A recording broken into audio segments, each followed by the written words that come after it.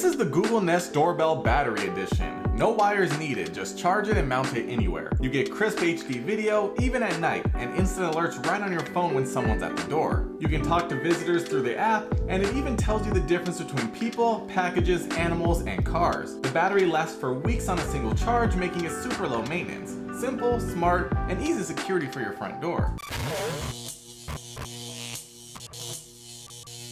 So this is the Google Nest Doorbell Battery Edition. It hasn't been updated since 2021 when it first came out. The wired edition does have a generation 2, but for some reason the battery one has just been left in the dust. That being said, if it ain't broke, don't fix it, right?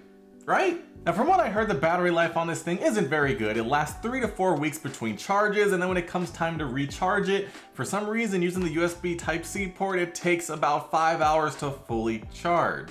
Which sounds pretty crazy. They should definitely update that and make a Gen 2 immediately. That being said, it does come in a few different colors and you can use it without a subscription for most of the basic things that you would need to do with a video doorbell. You get live view, you get AI recognition of people, animals, cars, and packages, all without an extra fee, and you even get up to 3 hours of event history without having to pay for cloud access, so that's pretty cool. Unlike some other doorbells, this doesn't have a micro SD card slot, so everything is going to be saved in the cloud. However, if you do lose your Wi-Fi connection for whatever reason, maybe the power goes out, because this does run on battery, it'll save the last hour of events right on the doorbell itself on the internal memory, so that's also a good feature. But like I said, if you want to take full advantage of this, you do need the Nest Aware subscription. Then you get like 30 or 60 days of event history, 24/7 recording on the wired version, but not the battery version, no matter what. They made that very clear. Even if you plug this in with a wire, you still can't do 24/7 recording. You need the specific wired version.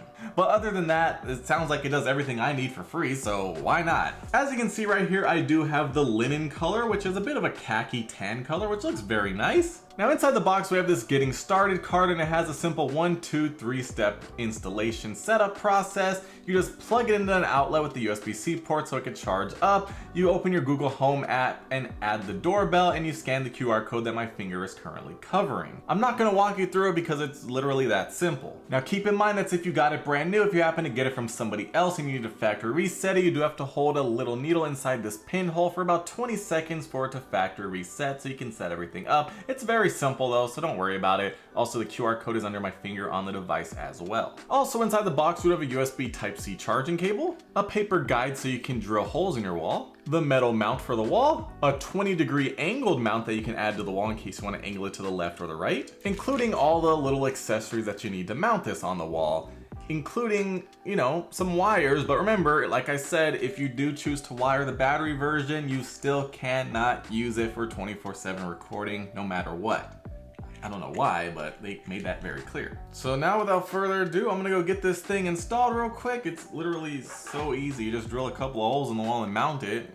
Anybody can do it, so I'm not gonna walk you through it, but I'll be right back. All right, so I got it installed in under 5 minutes. Literally just put a drill bit in the wall, got 2 holes and screwed it all together. I even got the wedge on there. Very simple installation process, and it's on there very securely. Now, if we look inside of the Google Home app, we can actually see immediately under my favorites list, we can see the outside of the door. If we tap on it, it'll go into a live view and we can see exactly what's happening right now. Very cool, very simple and straightforward. Now, if we swipe up, we can actually see our history. And it's where we can see different dates and what happened with a little thumbnail of what's going on. And as you can see, it says doorbell with my name because I have myself set as a familiar face. Obviously that requires a Nest Aware subscription, but it is a cool feature to have, so it might be worth the cost of admission.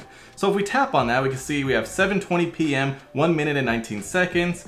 And then just like so, it'll load up the video.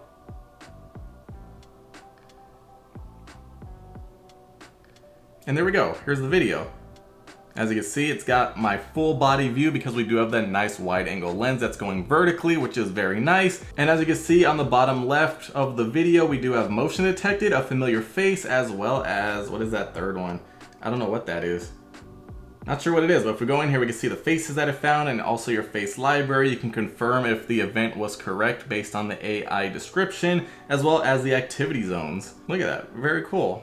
I'm trying to figure out how to steal the doorbell and it looks like it's on there pretty good. Although obviously if anyone wants it, you can just, I mean, it's not that hard to yank it off a wall. Look at me doing some content creator stuff right there. You already know. Very nice, very nice. As you can see it down on the floor, if there's a package down there, I'll be able to see it. Very nice, I like it. Now on the top right, we do have our battery. As you can see, we have 94% battery and also some more battery settings. So you can actually have automatic power saver mode. So if the battery life is less than 7 days, it'll make it so it only records video if the doorbell button is pressed. Personally, I don't want that, but maybe it's a good thing to have. I don't know.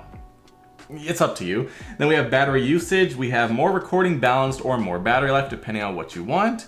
We also can go back on the top right, 3 dots, and then we have settings.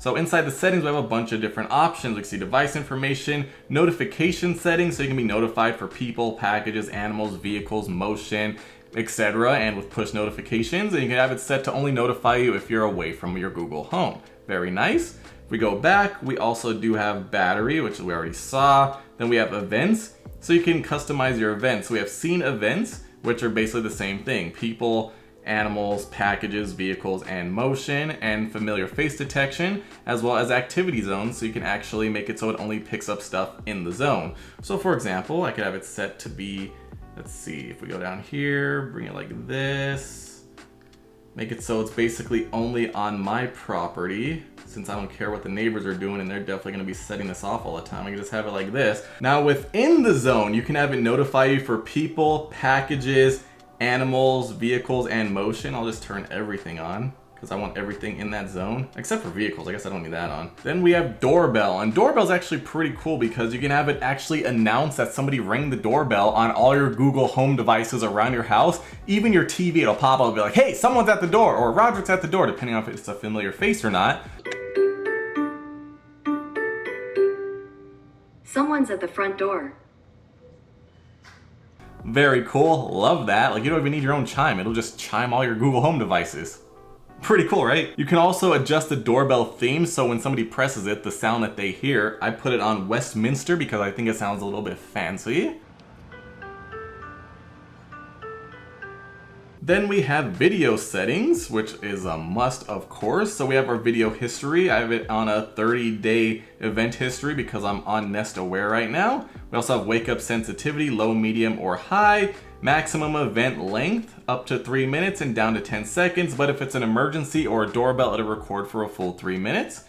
And then we have bandwidth optimization. You can either have max or optimized. Then we have night vision, always on, auto, or off, as well as the status light brightness, high, medium, or low. And finally, we have audio. So microphone on, audio recording on, and camera volume up pretty much all the way. And you can see, pretty straightforward and simple. But yeah, all in all, very good, simple installation, as well as a very nice design, and it works very well whether you want to be on the free tier or pay the premium if you want to go to Nest Aware. It's entirely up to you, but to be honest, I feel like you could definitely get by with a free subscription. Pretty good suite of features that you can definitely use without spending anything else. I like it so far.